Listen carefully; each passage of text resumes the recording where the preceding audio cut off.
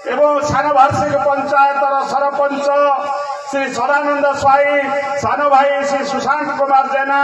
दुई पूर्वतन अध्यक्ष श्री परमानंद सेठी, श्रीमती अनुसया नायक एवं पूर्वतन सभापति श्री सुभाष चंद्र साहू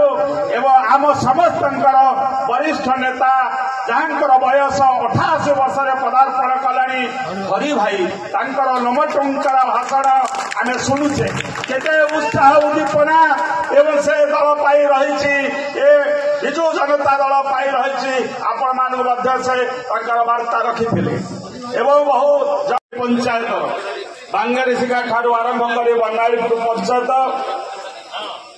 सब माने आगो धाड़ी कर्मी जनप्रतिनिधि समस्त उपस्थित अच्छा तेणु समस्त हृदय गभीरतम प्रदेश संग्रामी अभिनंदन जनाऊँ। आज मंगराजपुर पंचायत नेतृत्व